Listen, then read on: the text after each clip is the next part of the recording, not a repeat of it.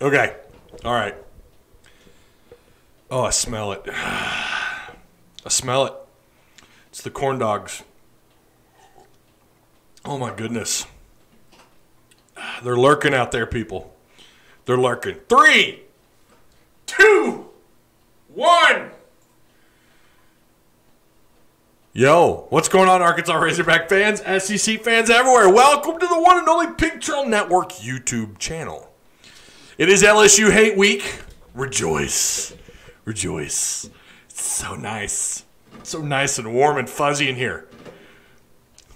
So nice, warm, and fuzzy when Hog fans can come together. They smell them coming to Fayetteville. You can already, they're coming. They are, well, I don't know. I think Ed Orgeron's going to want, he's going to want to play this one, right? Ed Orgeron feels like he's got a chance. He's not going to postpone this. All of a sudden, all the 20 COVID, or however many COVID positive players that tested positive, they're gone. They're fine. They're fine. They didn't want any smoke last weekend. They want the smoke this weekend. But here's the thing. Here's the thing. These guys want the smoke. Oh, they want all the smoke. Yes, they do. The Razorbacks want all the smoke, baby. Bring it. I hate LSU. I hate them. We talk about Bama privilege. Are you kidding me? LSU's out here getting caught with the nonsense that Will Wade's getting away with the basketball program. And you got the football program. You saw that report USA Today put out. Are you kidding? Like, as if you didn't have enough reasons to despise the LSU Tigers. Look, that's not on the fans. That's on the program. There's obviously something going on rotten. Stinks. And it's not just inside Ed Orgeron's his Hummer. It's not just in his Hummer. You think he's going to get one of the new Hummers? Have you guys seen the concept, the blueprints for the new Hummers? They're pretty sick. I'm not going to lie. They look pretty cool. I never saw the point in owning the H2. Never saw the point in that, especially when gas was like $3.50 a gallon or whatever. I'm Ed Orgeron. I sell Humvees. Let's get a Hummer. Let's go get a Hummer. Don't look over here. We hold our program to high standards over here. Go Tigers. Not a fan of that. Not a fan of that dude either. Not a fan of him acting like he doesn't know where our university is. He was a strength and conditioning coach back in the 80s here, or something like that. Grad assistant. I don't remember. Ty, I'm very confident. Let's bring the boot back to Arkansas. I hope so. Go Tigers. Go Tigers. Can't. Will Wade, though, it's like he's just scum of the earth. He's scum. This guy, you heard, if you haven't seen the documentary on HBO, I already forgot the name of it. It left my, someone help me out. It's a simple title. It's on HBO, and it is damning. Will Wade, and here they are. Who cares? Who cares? Who cares? Just look it up. LSU documentary. Will Wade caught on tape. Okay, it is what it is. Like the video, please. Share the content. I'm going there today. I'm going there. And I may even dial it up on Friday night. We're not going to discuss that matchup yet because I've still got a lot of work to do this week to get caught up with the Tigers. With the Tigers. They coming for you, Razorback, the Tigers. Got a lot of work to do this week to get caught up there. Early impressions is I think it's going to be a closer game than people realize. Arkansas is still favored, I believe. It was like a field goal. It was 3 points. And maybe that's shifted. My basketball coach was an LSU super fan. He was very bad at his job and almost killed the program. Go figure. SDS put out an article today. It was just so damning. Like, they're basically going off of what was reported by USA Today. And just like, no matter what you think of the program, you have to think twice, or you have to give a second thought to who Ed Orgeron is as a head coach. And I won't go deep down that if that's something else you need to look up. It's pretty damning. LSU and their program not looking into and investigating allegations of sexual assault. and Ed Orgeron, odds are extremely high he knew about it and did nothing. It sounds, I mean, I don't think it's to the level of, I mean, you take that stuff serious. I don't care what anybody says. You take that stuff serious. You investigate. I don't know. It's very scummy when you hear stuff like that. It's worse than that. It's just creepy, and I don't know. I hate that program, though. Like, that is serious. That's super serious what they did, right? The not looking at the sexual harassment claims and all that. That's super, like, that's disgusting. But then going to the lighter side of it, the Will Wade fiasco, it's just, money stacks Will Wade doing what he wants. LSU straight garbage. It's LSU-y. 60 minutes LSU. So, yeah, share the content if you guys would. I really do appreciate that. That means as much as anything. Feel free to join the Patreon. I figured, let's go ahead and throw the little watermark down there in the corner. Down there. There it is. Look at that. That's gorgeous. I came up with that today in about 5 minutes. Look at that. No, okay. Yeah. I didn't even write scripts for this one. I just want to sit here and hate on LSU for like a good 30 minutes. Let's just make fun of them. Who cares if they've had the Hogs number? Who cares? I don't care about their fat jokes. I don't care. They're pretty funny, actually. Some of them are pretty spot on. LSU keeps digging their program deeper and deeper into the ground. I love it. And the craziest thing about it is absolutely nothing is happening.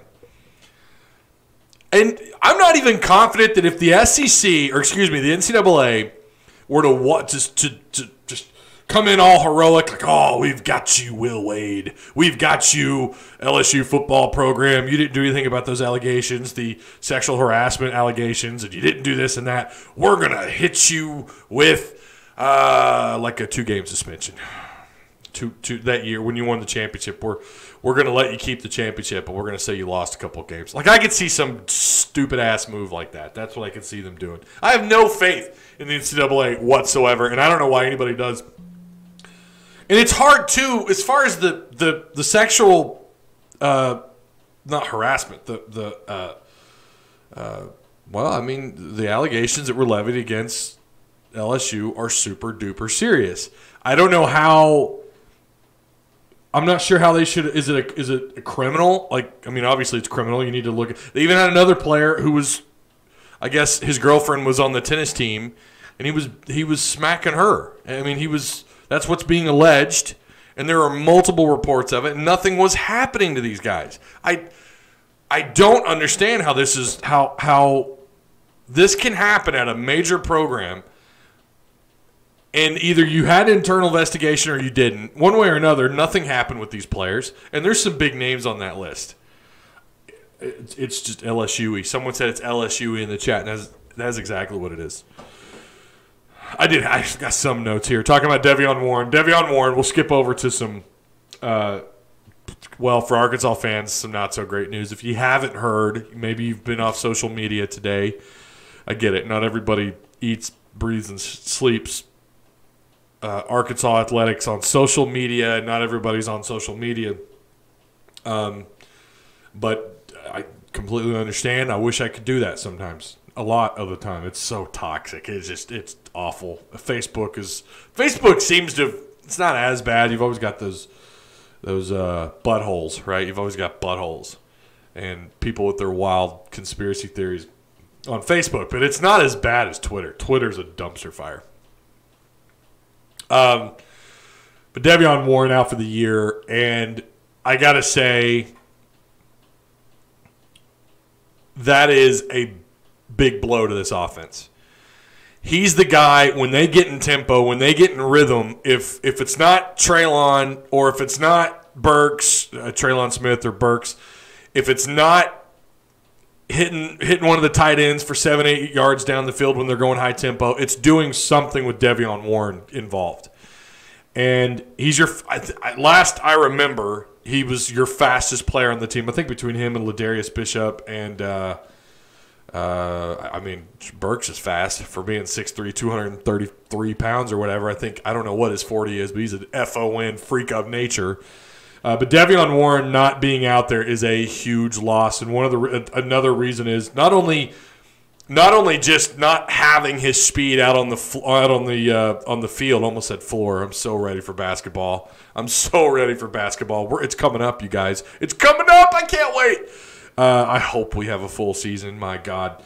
I hope we can finish the football season. Although it just seems to look bleaker and bleaker every day. But you don't have Devion Warren involved. It's that much more speed that you don't have out on the field. I mean, he is a legit. I think he's probably like a 4.35, 4.38 kind of guy. I think some of the biggest things about him throughout his career was that he was only a special teams guy. He's just someone who's fast, didn't have great hands. I can remember them talking about the media around here, up here in Northwest Arkansas, talking about how we need to work on routes. He need to run cleaner routes. He kind of struggled picking up the offense a little bit. He had a hard time understanding. I mean, can you blame him? What we had the last 2 years, nothing was clear. Nothing was simple for these guys. You guys have so many comments that need to be approved.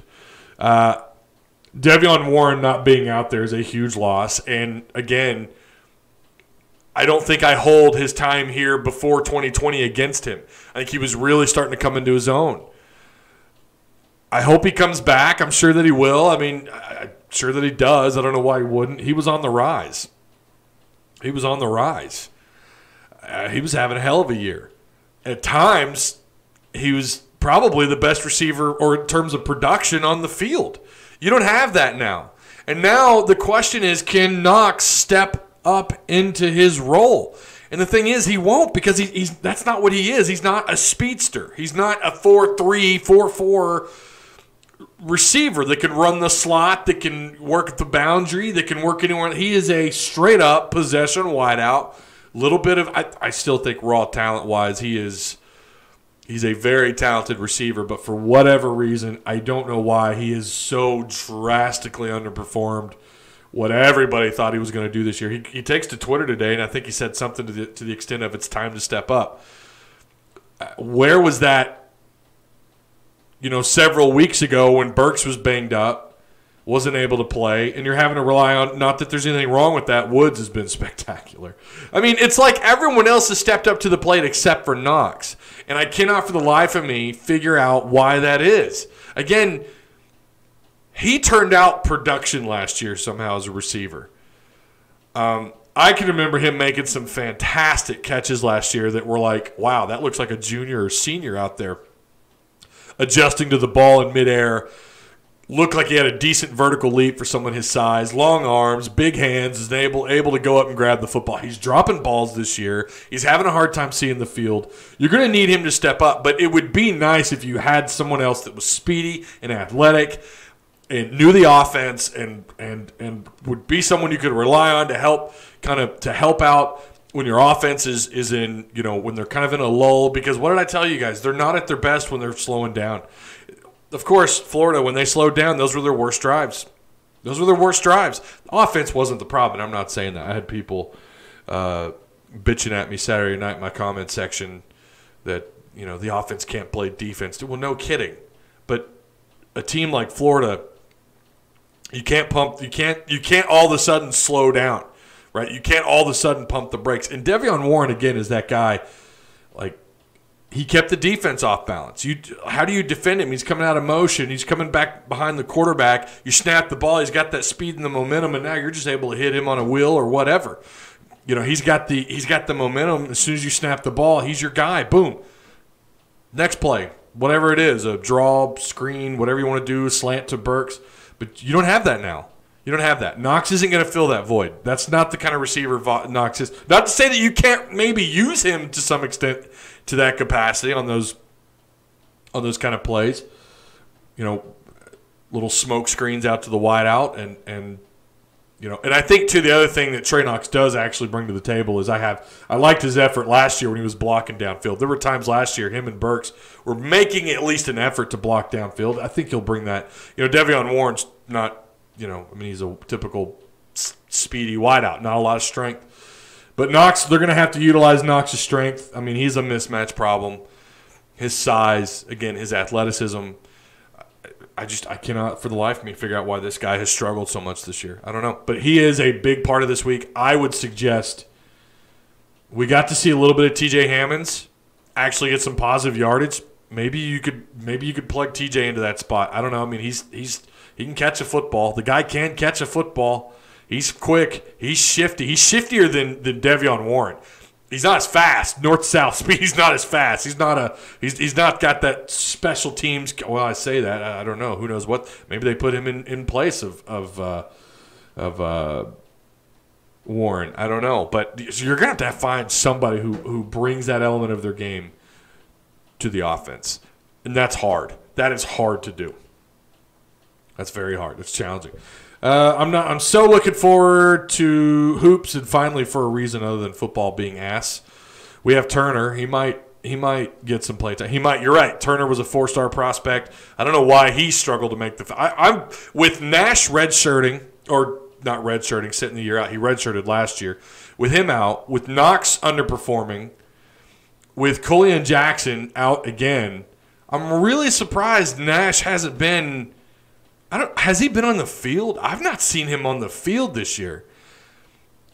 And I was still surprised that Shamar Nash decided to opt out. I was kind of surprised by that, but then when you understood why, with his family health issue back home, you kind of get it. Hey, Ty, what's up? Noah's Ark, how you doing, bro? I hope Hogs recreate the LSU blowout of 2014. Mr. Bloodline, Ty, have you noticed the – hang on. I might want to read this before. It's Mr. Bloodline. I better – hang on. Ty, have you noticed the public –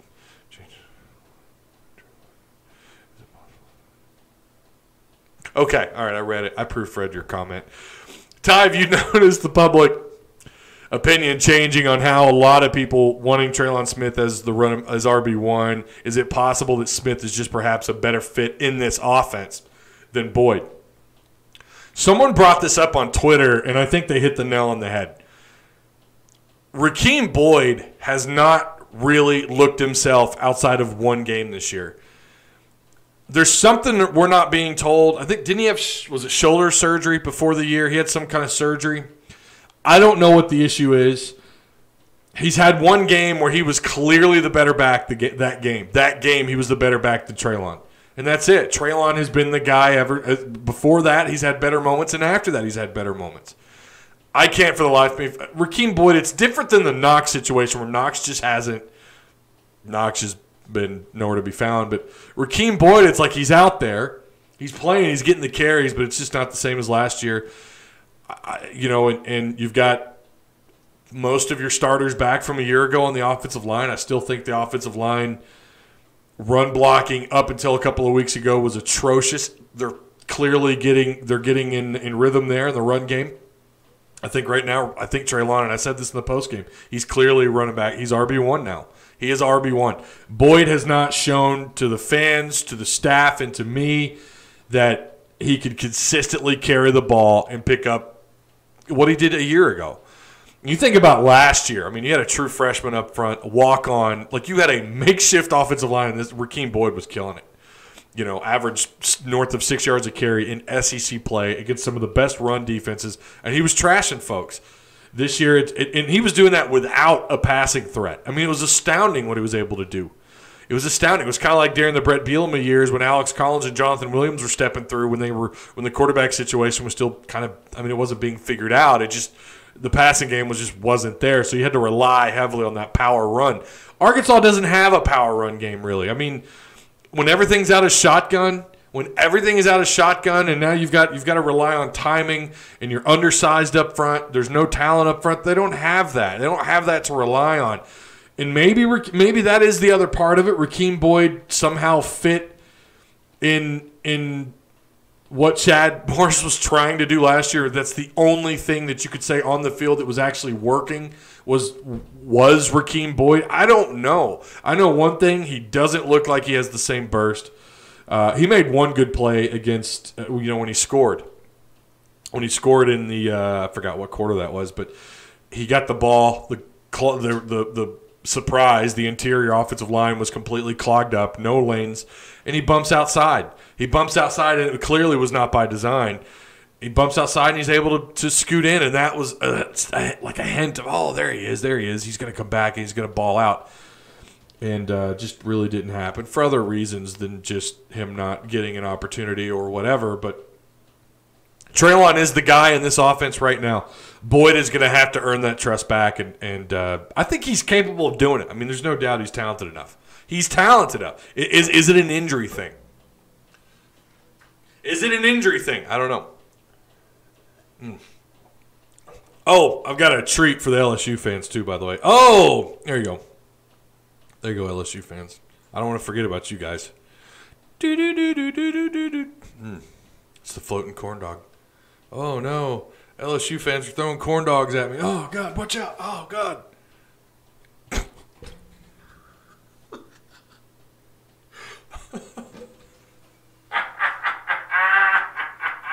I want all the smoke, baby.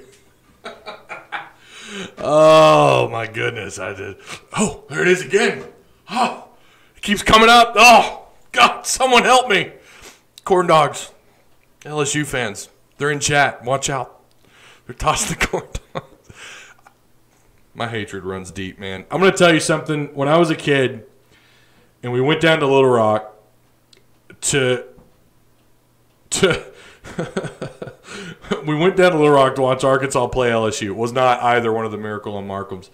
I've never seen so many drunk asshole fans in my life. To be fair, we kind of walked through an LSU, like they're part of their tailgating, you know, and they were like calling me, like, you know, and I was, look, and you're talking like, I don't know what grade I was in. You're talking the 90s, late 90s, somewhere in there. Just assholes, man. Like, you could just got to take it all in. It's like, these guys are awful. And I can remember my dad saying, well, Ty, maybe he's in chat. I don't know. RQ56. That's just how they are. They get drunk and they get belligerent. I mean, good God. Not like Arkansas fans don't. Not Arkansas fans aren't saints. I get that. But it seems like most of my experiences with LSU fans are just the worst. And they do kind of smell like corn dogs. Sorry. I knew he was the guy turn that jukebox up.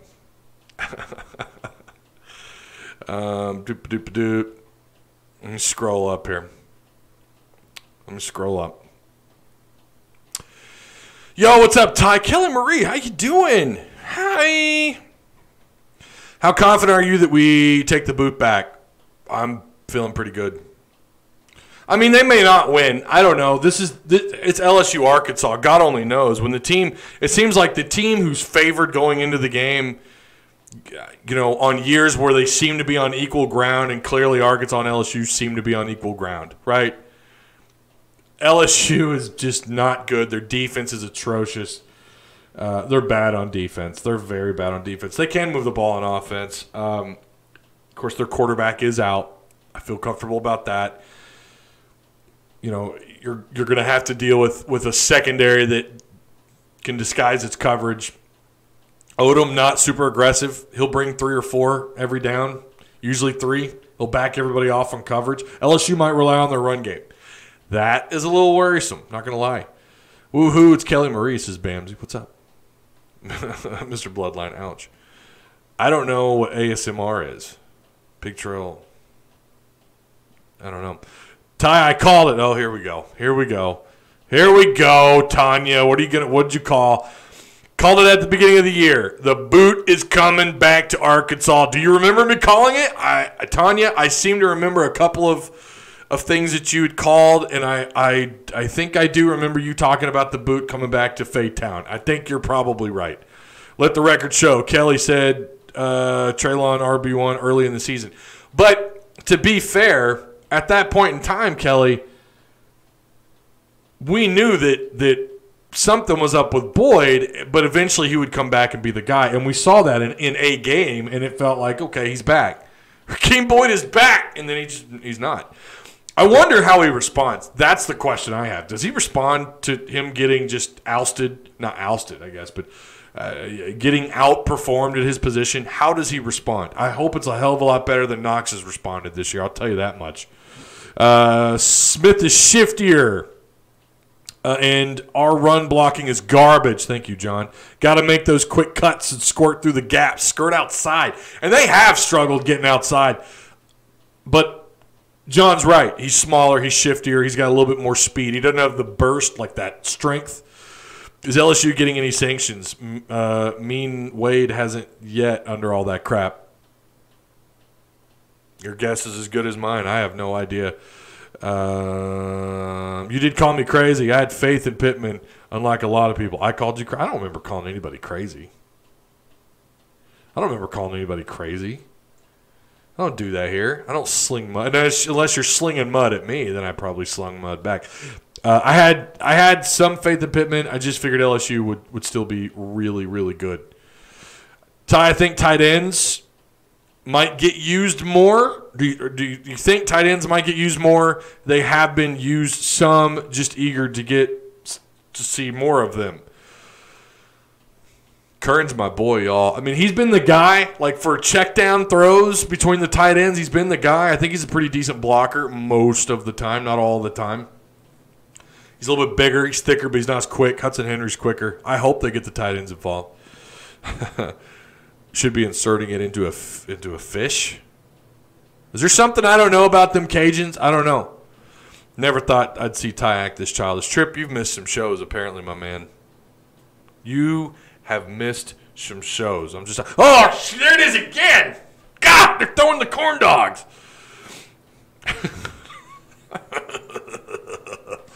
I just don't care anymore. I don't care. Well, I knew we had a really good team because Chad Morris is a really good recruiter. He just can't make the recruits play good, so I knew I knew we just needed the right coach. And when Pittman started crying, okay, all right, Tanya, I'll give you that. I knew he was the guy to turn the jukebox up. Gangstas, Kyle Sutherland has made it into a show. I'm way behind on chat. I'm doing my best. Holy shit, Kyle showed up. Hey, Kyle. Everybody go join Kyle's OnlyFans, by the way. My mother instilled a deep dislike of LSU within me. I only know two great LSU fans. I've never met one.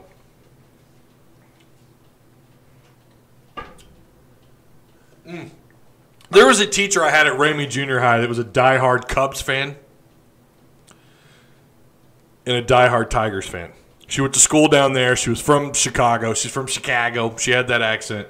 She said she picked LSU over Arkansas, had family here, and then met her husband down there. So like just she wound up in Fayetteville somehow. She was a sweet lady. She was sweet, but we did not talk sports. And when I did, I would trash her Cubs. Of course, back then Cubs were decent.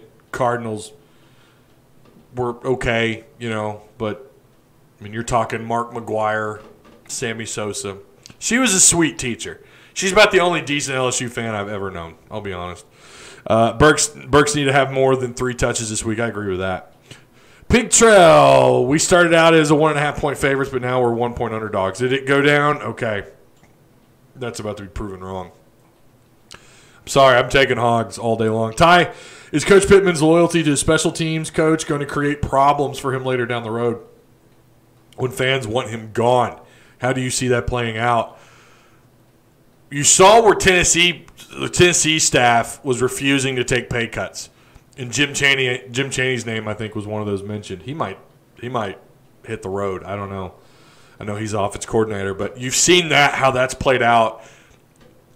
I've said before, there's other teams in college football who operate without special teams, and they do just fine. They don't have a special teams coach. That's allocated to somebody else, or that the responsibilities are handed somewhere else. Scott Fountain, I seriously don't know what the hell is going on with special teams. They got two penalties again last weekend? Guys, our special teams is flaming garbage. Yeah, okay, they had a kick return. I think Devion Warren had a kick return out to the 35. It was like a 28, 29-yard return. I could be wrong. Maybe it was more. Okay, great. Now let's go back and look at the body of work so far this year. Special teams has been abysmal. And truly, truly, I don't know why they're paying this guy. And look, I'm going to tell you guys a little secret. There are coaching. I've had one family reach out to me directly, and I was able to later verify this. This was not someone pulling a prank on me. One of the assistants' sister-in-laws, or was it mother-in-law, DM'd me on a certain social media platform and thanked me for the kind words. I know there's family members that watch this show, and I know that there's obviously people that might be close to Fountain. I don't know. I don't ever wish for anybody to get fired and lose their job. But he's going to be sitting pretty okay, and he's a special teams coach. And I'm going to tell you, he's got the name. He'll get picked up somewhere. He'll be okay, even throughout all this COVID stuff. But if he doesn't get this turned around by the end of the year, what are you doing? You're already talking about this staff has already had to take pay cuts. I think Sam Pittman, and it wouldn't surprise me at all for Sam Pittman to go, you know what, just pay me whatever you think, as long as you can keep my guys. I could totally see Sam Pittman doing that. And that's why people freak out about Odom leaving. Look, people love him. He's a very well-respected name around the coaching circles around the country. I have all the confidence in the world. He's going to go out and get somebody. It's going to be hard to replace Odom. I don't know how you do that. But I think he'll bring in someone maybe close to his level of a defensive coordinator. Odom has just done an incredible job this year. But there are teams that do not. Hell, Barry Lenny Jr. took over special teams before Chad Morris was gone, right? Before he was fired. You don't have to have a special teams coach. And the thing is, I know the guy's good enough to get it turned around, but so far they have been garbage. You don't have to keep a special teams coach around if he's not doing his job.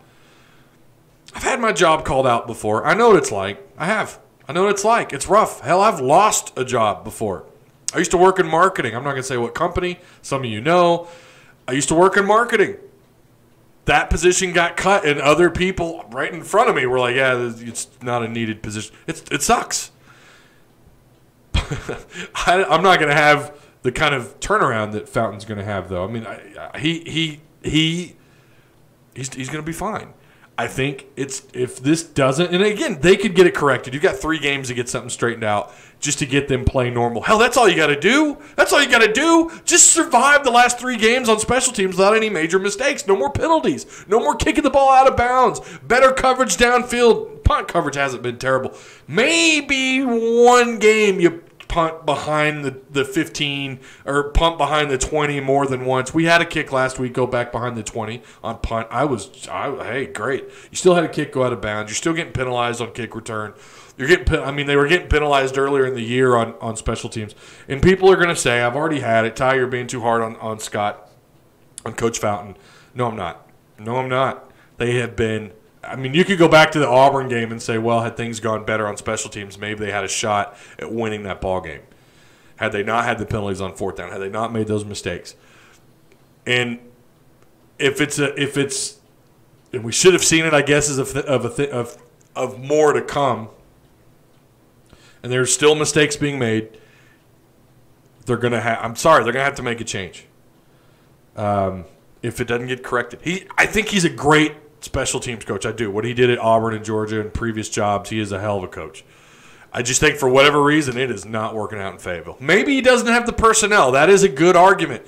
They're down to they're thin on special teams, and when you're thin on defense, if you're thin in not just linebackers, you talk about linebackers. There are other areas even on offense they're kind of thin at, and it affects the entire team, and it's going to affect special teams. You don't have the depth to get the guys that you want out on special teams. I understand that, but still, the penalties and the mistakes, the ridiculous that's happened on special teams. The guy's making close to $500,000 a year. He's making $450. Now, maybe he had to take a pay cut. I don't know. Again, it's never. I've been there.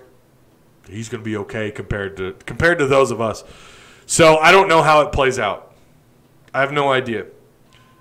I suspect they probably keep him. I think him and Sam are good friends. So I don't know. I'd like to see Burks with 15 to 20. 15 to 20 what? Tanya was talking to me. Oh, I called her crazy. I ate my crow. Oh, okay. I was like, I don't remember saying that. I wouldn't call any of you crazy. Well, maybe I would, some of you. Can you believe Arizona let Traylon Smith go? Well, I mean, I think that was probably his decision. What a loss for one team and a pickup for another. Guess the same could be said about Franks, though. Very true. Kern gives me those Tritola vibes. He's a big fella. Not, yeah, the corn dog. Is it still there? No. Okay. Someone needs to stop shoving wieners in his face. Deep fried, or breaded wieners. Ty is a young boy in a man's body.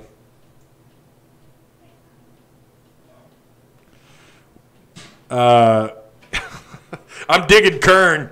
Wouldn't be mad at seeing a few 22 packages. From now on, if I ever eat a corn dog, I will think of this live episode. My mother-in-law's a huge LSU fan. You're down in that part of the world, though, John. I feel for you, buddy. Where'd it go? My mother-in-law's a huge LSU fan. She showed up last year in purple and gold. Ugh. Made her change before she came in my house. Oh, shit. No, you did not. Your mother-in-law? She looked at the wife and asked if I was serious. That's dedication right there, my man. Tanya Henry. Hey, y'all. Give Rocking Boyd till next year. He's just taking this year easy. That is also a possibility, but I have a hard time with his past, his injuries. I have a hard time seeing him not put forth more effort or whatever the case is. I don't know if it's an effort thing. I shouldn't have said that. I mean, he chose to come back, and, of course, that was before all the COVID stuff. But I don't even know if I don't know what his plan is for next year. Maybe that is the case, Tanya. I'm not sure. I won't call you crazy, though, I promise. But and he's still going to come back next year in light of the SEC. I'm still on the Boyd train. Let Boyd cook.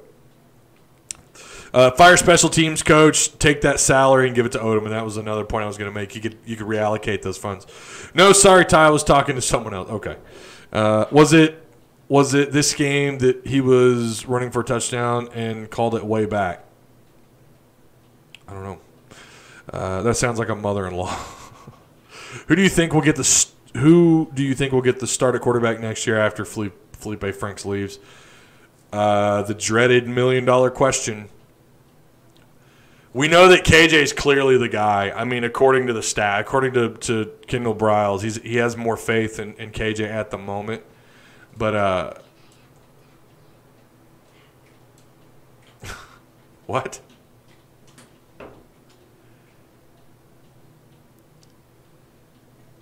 No, there's no real corn dogs in here. What was I saying? Oh, the quarterback situation. Clearly the staff right now thinks that KJ's the guy at backup. An argument that can be made when you go back to the history between Kendall Briles and Malik Hornsby, it goes back. I mean, he's been recruiting him since he was like 14, 15 years old. He clearly saw something in the kid. I think he knows his family pretty well. I have a hard time seeing him recruit Hornsby, bring him here. You can understand as a true freshman, look, we're going to give you time before we get you on the field in a backup role, even just as a backup. We're going to give you some time. We want you to develop within the system. Want you to watch a couple of guys who are a little older than you, see how they do things. By the way, that was a nice touchdown by KJ, just saying. But I have a hard time seeing him next year. It just depends. If KJ is just clearly the guy, then he gets the start. But I have a hard time seeing him do that because especially with the way quarterback – I mean, not that quarterbacks – look, this is something new. Quarterbacks transferring all the time. But it's more so now than ever. And you've got the instant transfer. I forgot what the ruling's called. But now you can transfer and not sit a year out. Hey, look, they're going to let everybody have that Ohio State, Bama, LSU privilege. Isn't that nice? Thanks, NCAA, for throwing us that bone. That's going to have a massive impact, as you guys already know, on the you're just going to be free agency is what it is in college football. It's going to be really interesting to see how that plays out. But I just have a hard time seeing him go through all that and not play and not give Malik a legitimate opportunity to challenge for the starting job next year.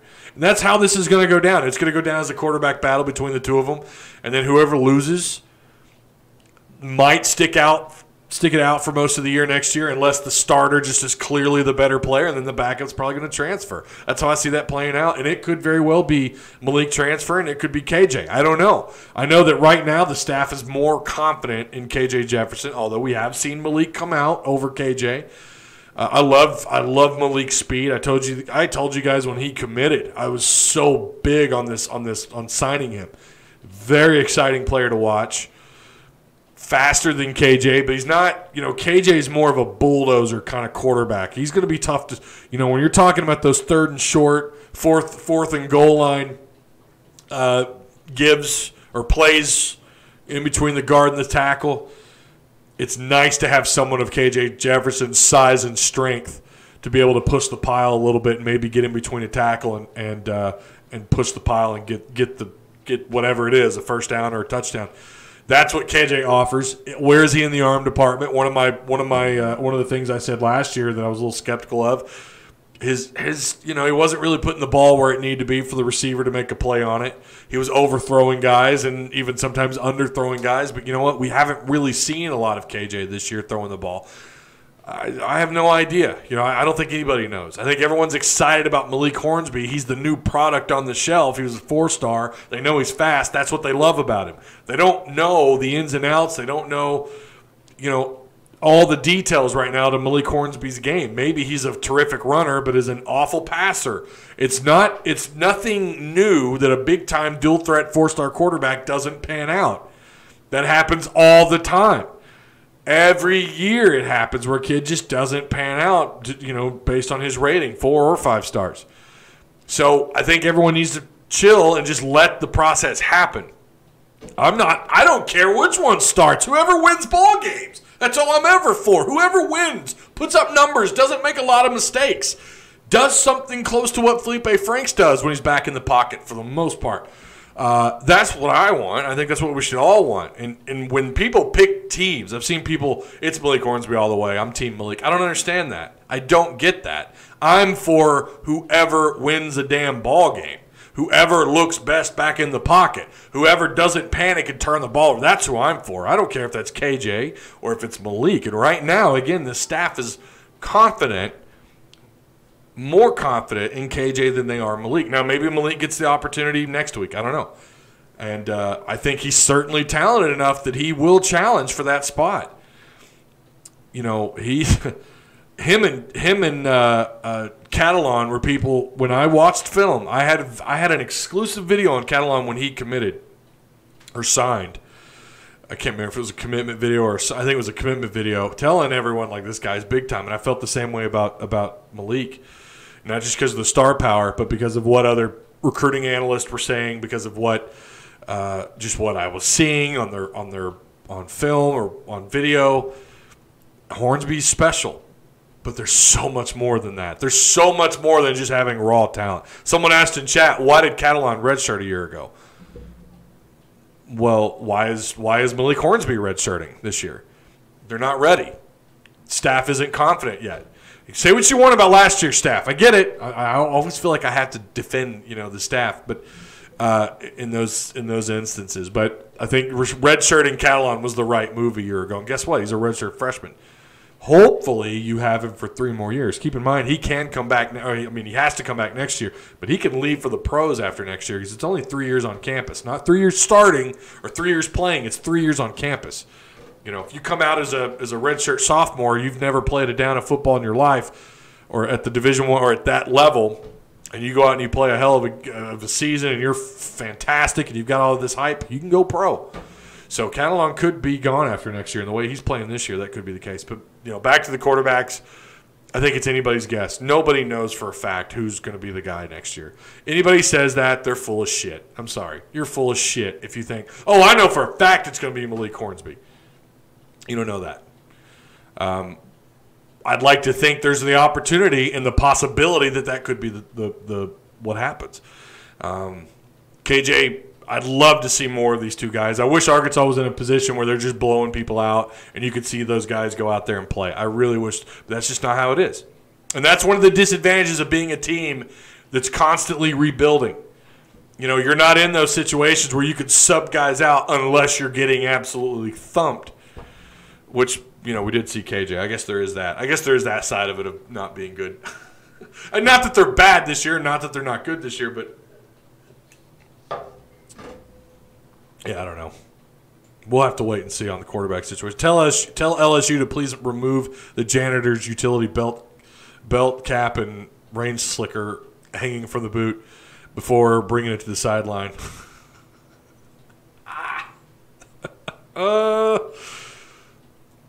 Hey, Ty, greetings from Arizona. What's up, Tim? Hope all's well in Arizona. Flying to Arkansas a week from tomorrow to enjoy Thanksgiving with my family in Springdale. Hey, that's my side of the world.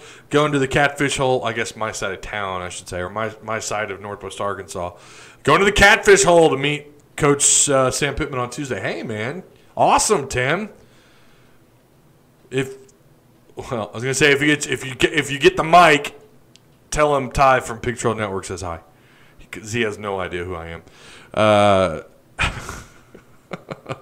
He's still on KJ bandwagon, we know. Time I ignore after all the times he's covered it. What? Ignore what? Time I ignore after all the times he has covered it. Oh, yeah, that's true. It's not that I'm on anybody's bandwagon. I'm on the I don't really care as long as they win games bandwagon. Boyd could just be a huge target by other teams with his past. John Haas says absolutely did. Oh wow, she knows better. She's already blocked me this week. Luckily for me, I have no family members that are LSU fans. I would just disown them. I'm hearing some creepy whispers in the background. Oh, that was my kid. Yeah, she wanted her tablet. My tablet. It's my tablet. I think Arkansas gets another grad transfer. That's the other thing, too, that we're not talking about. That is absolutely a possibility. Kelly Murray says Malik in all caps. I mean, that's great. I'm glad you're hyped for a player. Malik, that dude, he was amazing to watch. Shave the beard. Not happening, Joe. Sorry. I knew you were smart like me, Hawes. New quarterback coming next year. Grad transfer. The new quarterback is Kelly Murray.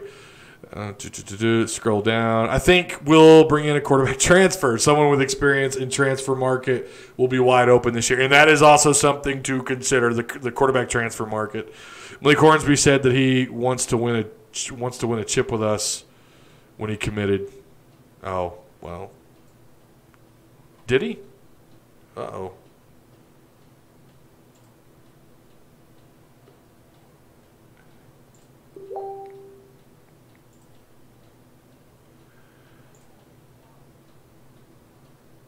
Uh-oh. I don't know what happened. Let's go back. See if I can go back in. Hang on. Well, let me go back in. That's wild.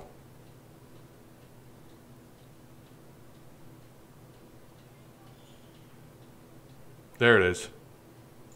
That was weird. Let me know if you guys can still see me. I have no idea what just happened. That was wild. Hang on, let me see. Let me pull up. I'm going to give you guys a second to respond. I don't know. That was wild. Ooh, Dennis with that forward-facing hog. You did that on purpose. Okay, you can hear me. All right. It backed out. Is probably one of you guys thinking I'm hating on Malik, wasn't it?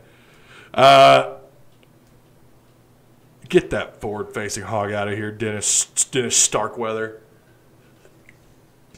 It's the only hog you got to be concerned about, baby. Why'd you got to go and mess it up, Arkansas, Jeff Long? paid some third-party company to come up with that Lion King-ass alternate logo. We saw you staring blankly like a reptilian. Yeah, well, my screen just did something I'd never seen it do before. Yeah. Listen here. It's back. There it is. Feed LSU fans if they're in chat. Feed them their corn dog. It's all theirs. Preach death to the forward-facing hog. Hey, we agree on something, Kelly. Oh, poor Dennis. He's going to be like, nope, I'm out. This is why I don't come to these. What are you doing? What are you doing? Your what? Your wine opener? I don't know where it is. Karen? That's totally Karen, the producer of the show, Picture Network. Round of applause, everybody. Is Jones even a quarterback anymore? Did he get smart and go get the Cowboy money? That's a good question. It's so nice to be beating SEC teams again. Well, LSU, Arkansas, 11 o'clock kickoff. Listen to this, and we're going to break them down more on Friday, but their total yards, I mean, they move the ball on offense, almost 460 yards a game, but then they give up almost 480 yards per game. That's 50 more yards per game than Arkansas gives up, roughly. Passing yards allowed, 335. I'm telling you, if this was going to be a week, I thought the same thing this week. Clearly, Felipe Franks, I mean, the game plan was a little different this week, and running game was just so effective. But if you decide to throw the ball this week, it'd be a good. Here's your opportunity to have your aha moment for NFL scouts. These guys are awful in the secondary. They're awful. Felipe Franks is going to have a hell of an opportunity, and I'm still going to take Arkansas as of right now. Damn, caught the ass end. Sure did, Alex. I'm sorry, buddy. Hogs by at least 2 scores. I'm not going to say anything because you never know. Again, it's Arkansas and LSU, and when they're on even grounds, when they're even, it's either going to be an LSU blowout or Arkansas blowout or a wild fourth quarter. You just never know. Why was you never a fan of Shinedown music? What brought that up, Gavin? When did I say that? When did I say I wasn't?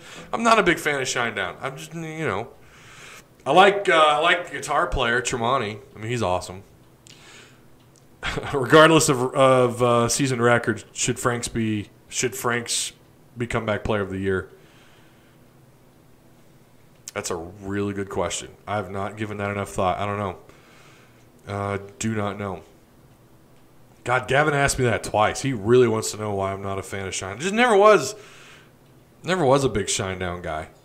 No, I'm not. Am I thinking of Alter Bridge? That was Alter Bridge, wasn't it? That had the Creed I forget. I'm forgetful. Did you guys see? Did you hear I posted it in Discord. Deftones Passenger. You remember off the White Pony record? One of the greatest albums ever. Adrenaline's actually, I love Adrenaline. But Passenger that features Tools, Maynard James Keenan, they remixed it, and it is badass. I'm not really into the remixing stuff. I'm always skeptical when they remix, especially like, Korn, who sound they do so many different things with their sounds anyways. They have ever since, even the beginning, they were considered the new metal, whatever. Now they're doing really weird. Like Jonathan Davis has always been a little weird. Like he likes to experiment.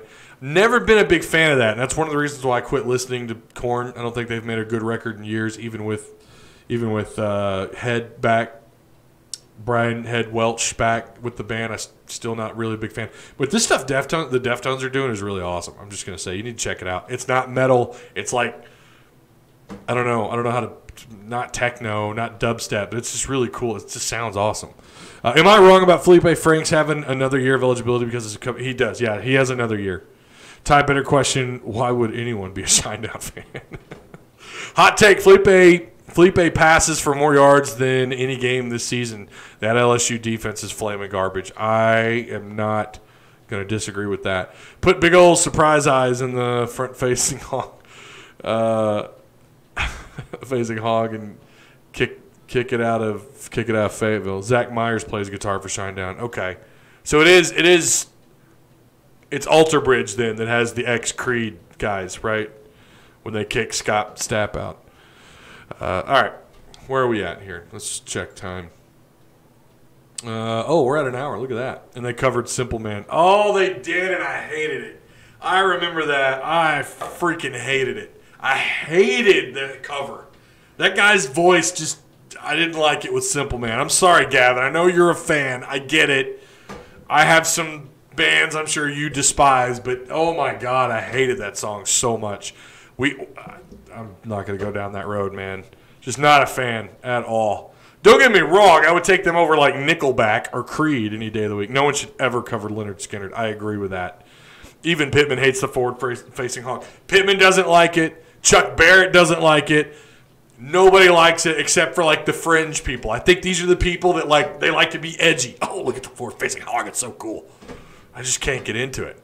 Just never liked that thing. It's in the beginning, it was kind of neat. It was like, oh, okay, cool. I had a shirt that I ordered off of Facebook.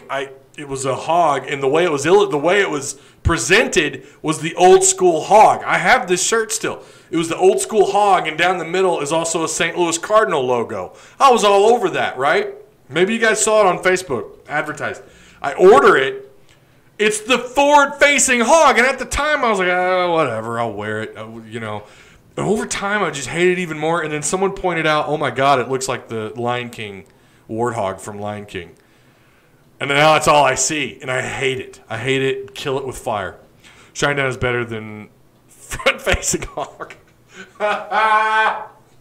Oh. Wow. Little Hank is a legend. At least we're both Hog fans. That's true, Gavin. That's true. I agree. Can Burks please get 15 to 20 touchdowns? Brett, could you imagine that, though? Just having a big game. I would like for him, I'd love to see him break the 200-yard mold, and I think that is a possibility this week. I really do. I love Pumbaa. I like him in Lion King. I don't like him as my alternate logo for a college program. No one should cover Lynyrd Skynyrd, including his own brother. Oh, yeah. Lynyrd Skynyrd is dead. Let them live through recordings. I was a Ram fan until they moved also. I struggled with that. I'm not going to lie, Gavin. I struggled so hard. I took to Facebook. I took to social media, and I was like, I'm depressed. They're leaving St. Louis. I only ever became a fan of them when they left Los Angeles to come to St. Louis. I'm already a diehard Cardinal fan. Grew up around Cardinal fans, all my family, and all my uncles. St. Louis is like it's where we go. We go watch the Cardinals. We go walk up and down St. Louis. So naturally, I needed a home back in the 90s of football, pro football home. I kind of liked, I was a big I was a big Niners guy, and not a big Niners guy, but I liked them because they won. Because what else do kids do at that age, at 9, 10 years old? They're going to cheer for the guy that wins, right? Jerry Rice, Joe Montana. How could you go wrong? And he went to the Chiefs. I kind of liked the Chiefs, but they sucked. And I was like, nah. And then the Rams moved to St. Louis, and I thought, oh, my gosh, St. Louis has a pro team again. Okay. Hopped on board. They were not good. I stuck with them. And then we got Kurt Warner stepped up when Green went down. Marshall Faulk was brought in by some stupid-ass reason by the Colts. Isaac Bruce, Torrey Holt, Ricky Prohl. You have London Fletcher. Dre Bly, that team was so stacked on both sides of the ball. They went on and beat the Titans in the Super Bowl. And I've been a fan, since '94 when they moved to St. Louis. So I struggled. When they moved back to Los Angeles, it was hard. And then they went and they brought in this young coordinator, and I like McVay. And they just keep giving me reasons to just never not be a fan of them. Like I'm a Rams guy. I follow the organization. And then they did this year, and I couldn't stop. I bought the jersey. I got the helmet. $35 on eBay. And I was like, all right, yeah, I love the Rams. I am. And it goes back, like, I've got pictures of me, and I've posted them on Facebook.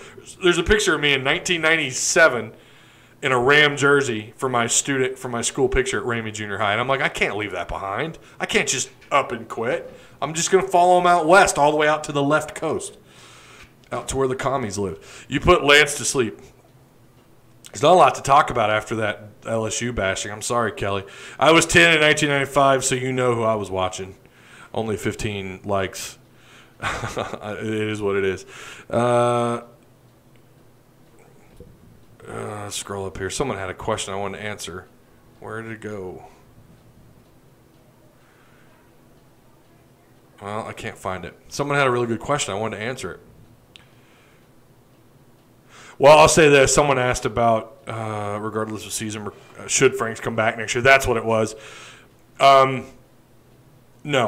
No, Franks shouldn't come back if he's an NFL draft prospect. Absolutely not.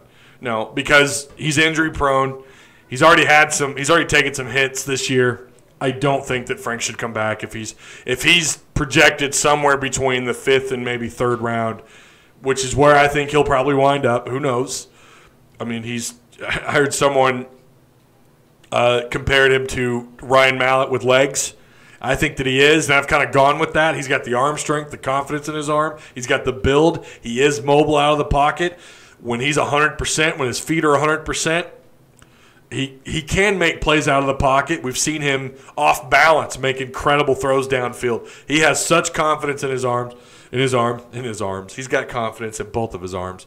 But he's got a great deep ball. He ranks among the highest in the SEC as far as deep ball accuracy, and just when you look at the analytics of it all, according to Pro Football Focus. No, I think he goes. From what I understand, that's his goal. That's been his goal all along. When Kendall Briles was hired on as the offense coordinator, I think it'd be. I won't say crazy, but when you consider COVID-19, that's the biggest thing of all this, right? That's the biggest factor is COVID-19. We don't know where we're going to be. I know they're talking about this vaccination and everything, but we don't know where we're going to be a year from now. You saw how that affected Arkansas basketball. A certain player who also was kind of skeptical about COVID decided to go pro. I think Felipe should do the same thing. I think he should go pro, absolutely, if he has that opportunity. I think he'd be crazy. If Franks had the O-line Mallett had, damn, we'd be badass. I agree with that. I think that there's a lot.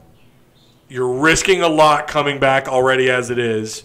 You would have some fantastic playmakers. I don't know how De'Vion Warren, I don't know if he's going to be the same or not coming back from an ACL injury, but you're going to have a lot of guys back. You're going to be better on offense. You can make that argument, and I'm not going to die on the hill that Franks should come back, but I certainly could see why he would go, and I certainly think that he should go. But hey, if he wants to come back, no complaints here.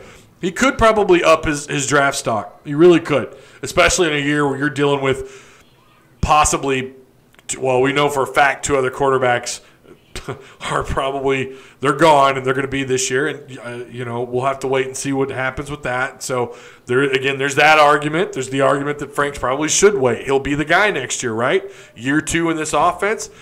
I could see the argument on both sides. Maybe I'll change my mind, but right now I think he'd just be crazy not to go.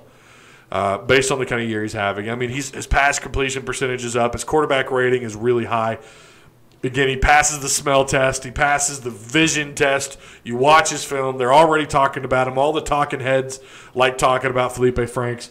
I think he's right now probably maybe not at the forefront of the NFL, like an NFL scout's mind, but he's around there somewhere. Like, this kid's got an arm. And there's also that to me, the biggest factors are his injuries, his previous injuries, and COVID-19. Why I think he should go. I also fully 100% agree that next year they will be better on offense. They will, assuming you get Kendall back. And if Kendall blows up these last 3 games, which he could, and Arkansas goes 2-1, you could see some, non-P5 school coming up and offering Kendall. Kendall wants to be a head coach. But if you get Kendall back, and I think odds are they do. I think odds are they get them both back, Odom and Kendall Briles. But, yeah, there's a great argument to be made that next year they really could be something special. Don't forget, you're getting all these guys back. Shamar Nash is supposed to be back. You're going to have a big-time – Ketron Jackson is a big-time receiver. Again, I cannot stress enough that 4-star. He's similar – not in athletic ability to Treylon Burks, but not far behind Treylon Burks. He's similar in size.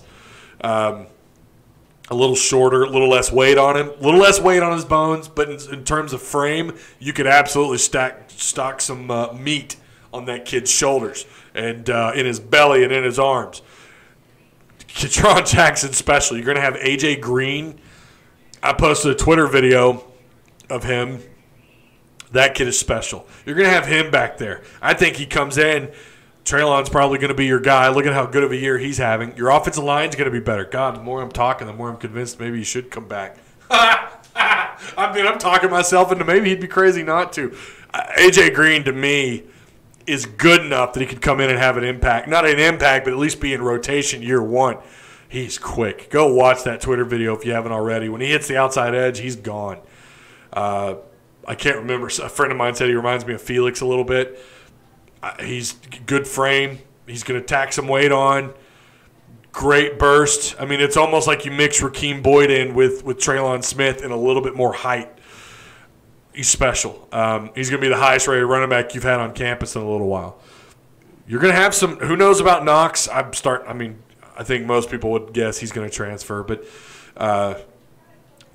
the flip side of that and the two bigger obstacles are COVID-19 and his history with injuries. He's been pretty durable this year. He's been hit so much this year. He's been sacked. When he's not getting sacked, he's getting pressured in that pocket, and he's getting hit. He's taking hits. Bryle said he wants to set still for a while. Oh, well, they all say that, though. I mean, they all say that. Remember, not to throw any shade at Pittman, but he did. I remember his talk, too, when Brett Bielema didn't sign him to a no-compete clause and Sam Pittman left. There was a lot more going on, the Jim Chaney stuff, and Brett Bielema was your head coach and all that. I get it, but I'm just saying, coaches say that stuff all the time. You know, I don't always believe everything they say. God love them, right? They're doing great this year for what they're up against. I said week one we beat Tigers. Here we go again with you hindsighters. It's not really a hindsight, though. They haven't played them yet. But Arkansas has proven that they are a far better team than what we thought early on in the year. I said week one we beat Tigers. That day in will be true this Saturday. Wupik Sui, give special teams coach time, need more athletes. There needs time. Tome line coach. O-line coach. They need an O-line. I don't know what you're saying, Sean. No, if you don't get it turned around, you got to fire him. Sorry. If he doesn't get it turned around by the end of the year, you don't bring him back. You don't retain him. And it saves you money. You don't have to. You can reallocate whatever. And, I mean, they're still gonna have to pay him. Don't get me wrong. I don't know what his contract. I don't know what the details of his contract are, but you're still gonna have to pay him. But it still gives you a little bit of cap room, right? Well, cap room. It gives you room. Maybe you can reallocate. Did he sign a multi-year deal? I don't remember if they signed him to a 1 year or a multi-year. If they signed him to a 1 year, there's no doubt in my mind you don't hesitate. You don't hesitate in either making a change there or something. I don't know. Hogs favored to win by 3 Saturday. Well, they were. DeVaul Whaley was like number 6 running back. DeVaul Whaley was highly recruited. DeVaul, I don't know what happened to DeVaul. That's a really good question, though. When I get asked that quite a bit. What's going on? What happened to DeVaul? I don't think he was – I don't know. Well, we kind of know part of the reason coaching had played a major role. I'm telling you that documentary is legit. Go watch it. They use Wade's actual voice. Yeah. I know. I was talking about it earlier. Will Moneybags Wade. Talent has nothing to do with penalties and mistakes. Exactly. Yeah. Penalties and mistakes. Kicking the ball out of bounds. You got to be kidding me. All right. I'm going to go eat some dinner. I got ribs coming. So, wow, look at that. Hour and 14 minutes. Okay. I do appreciate each and every one of you guys. Be aware of the corn dog. There it is again. Stop throwing. Oh, God, watch out. I don't care, LSU. I want all the smoke, baby. Yeah, I do appreciate you guys. Join the Patreon if you haven't already. Check it out. Subscribe. PTN. I listen to the entire. It's so rare I get to listen to the Hog Talk podcast. Good episode out today. Kyle and Porter killed it. I don't think they had a guest. I don't remember there being a guest. I wanted to say one last thing, and I wanted. They mentioned this on the podcast. I don't think Kyle's still here. Maybe I'll hit him up, and you guys can add him on Discord. You can tell him. Yeah, Ty's right. So Saturday night in the post game, the title of that video, what was it? Dan Mullins is an ass, or is an asshole or something? I don't remember. Dan Mullins is a douche. That's what it should have been. Threw shade at him for running the score up.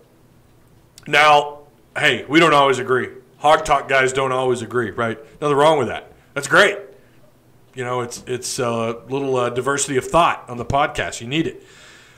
But they said something today that, I mean, I heard the argument Saturday, and I talked with some friends about it too Saturday night after I was after I got done live streaming in another group chat that I'm in, different group chat.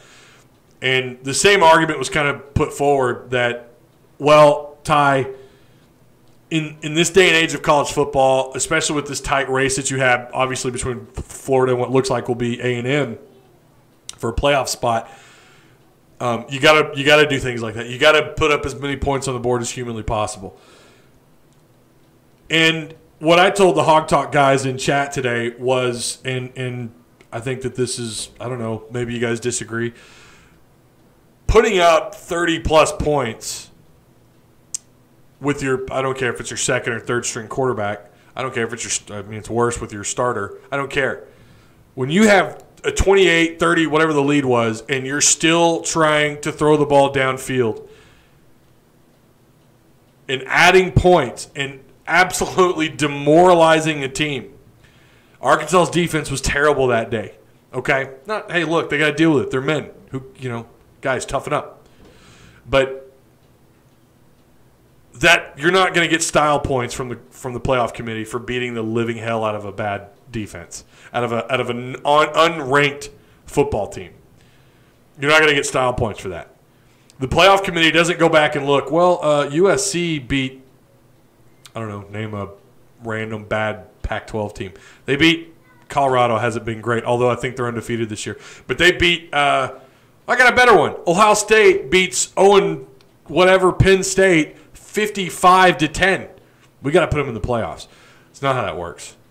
BCS era, maybe it kind of worked. I don't know that I've ever seen that hold up in an argument. I don't know that I ever remember watching BCS Bowl, the show on ESPN where they're picking the BCS, the teams playing in their bowl games. I don't know if they ever went back and they go, well, the selection committee, I don't know, they beat the holy hell out of a 3-9 or 4-8 Razorback team by 40 points. I think they got to be into the playoffs. It's body of work is what they're going to look at, right? And I get their argument, Kyle and Porter's argument, and I get most other people who made that argument. I get it. It looks good on paper when you blow the holy hell out of another football team. Arkansas is not getting votes, the AP Top 25 this week. They've gotten some votes on the year, but they've not been ranked. Should they be? Sure. But at the end of the year, that's not what, like, Arkansas is probably going to finish 5-5, maybe even 4-6. And they're not going to go back and look, they beat Arkansas 72, whatever the score would have ended up being, 69 to whatever. They're not going to go back and look at it. They're going to go back and look at the body of work. What ranked teams have you lost to? And what ranked teams have you beaten? And when you lost that ranked opponent, what was the score? Was it on the road? Body of work, strength of schedule, right? That's what matters. And I still think Dan Mullins is an asshole. I thought that was tacky. And, yeah, and I will agree with them. Kyle said it's up to the defense to stop the offense. Fully agree with that. But I just don't know what Florida had to gain out of that. And Steve Spurrier did the same thing back in the 90s when he was at Florida with that offense that he ran. I mean, it was just ridiculous. He blew everybody out of the water, and he loved running the score up. And I think he would do that sometimes for all sorts of different reasons. And I'm sure Dan Mullins obviously has his reasons. Some people would argue, well, he was giving his guy reps. At that point in the game, you run the clock, you eat it up. Instead, you paid the price. You got picked off by Jalen catastrophic Catalan, and Arkansas went down the field and scored. Thank God. And that's what he gets. That's what Dan Mullins in Florida gets for doing that. But they were, and I talked with a few people. Those receivers are running go routes. They were trying to score, and I think had given the opportunity one way or another, they were going to try and put up more points. Yeah, it's up to the defense to stop them. I agree, but I don't truly know at that point what you have to gain out of doing that. And you're just at that point, you're completely demoralizing. It's an asshole move. Look, there's worse things in the world than being called an asshole. I get called that. I get called all kinds of names. I don't care. I mean, I've got pretty thick skin. I've heard it all. And I'm sure Dan Mullen's like, yeah, all right, I'm an asshole. And look, if that was Arkansas, I would do the same thing. I'd say, Sam, that was an asshole move. Not that I wouldn't enjoy watching it. And I enjoyed the times Arkansas has beaten the holy hell out of teams, but most of the time, Arkansas didn't do that. Most of the time, I don't recall. Now, Petrino, that might have been a different story. There were a couple of games where I felt like, all right, Petrino, it's over. Gets a little tacky. I still think it's tacky, but it is what it is. Ty, wow, we are agreeing tonight. Mullins is an ass. Mullins trying to get his quarterback a Heisman. Yeah, but the guy that threw the pick wasn't Trask. It was the third string. It can't be any worse than Muschamp. Sure it can. Be a guy who couldn't win at Colorado State. It's Mullen, not Mullins, by the way. I call him whenever I want, Eric Fountain. Call him whenever I want, bro. Dan Mullins. I'm going to continue to call him Dan Mullins. A student called me lame today. Oh, you're lame. I heard a lot in that field. What do you think about head coach getting fired at South Carolina? Muschamp.